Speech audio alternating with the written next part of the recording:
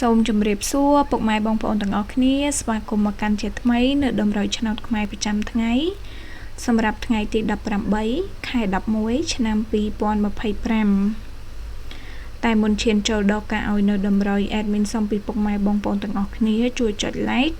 ជួយចុច subscribe channel របស់ admin ម្នាក់មួយផងណាពុកម៉ែបងប្អូនទាំងអស់គ្នា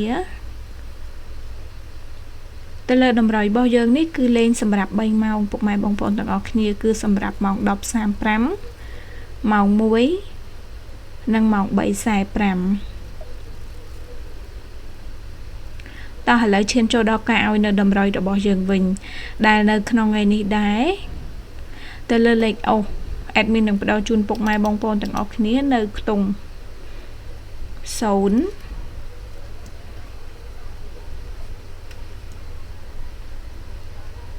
និងខ្ទង់ 9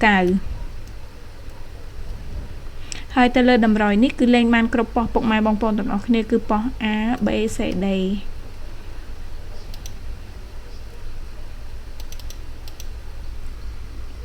សម្រាប់ពីលេខវិញនៅក្នុងថ្ងៃនេះ admin នឹងផ្ដល់ជូនពុកម៉ែបងប្អូនទាំងអស់គ្នានៅលេខ 06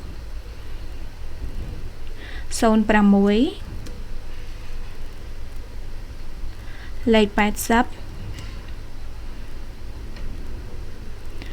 លេខ 91 និងលេខ 79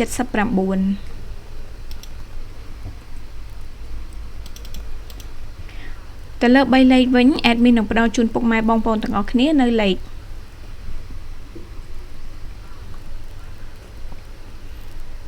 068 លេខ 908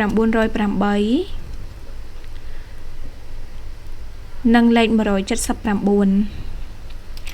ទៅលើតម្រុយនៅក្នុងថ្ងៃនេះគឺមានប៉ុណ្ណឹងលេខ admin នឹងបញ្ជាក់ជូនពុកម៉ែបងប្អូនទាំងអស់គ្នាម្ដងទៀត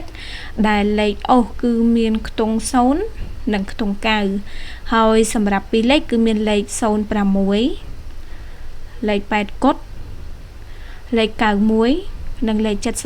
79 ហើយសម្រាប់3លេខវិញគឺមានលេខ 068 លេខ 908 និងលេខ 179 ទៅលើតម្រុយនេះពុកម៉ែបងប្អូនទាំងអស់គ្នាអាចយកទៅលេងបាន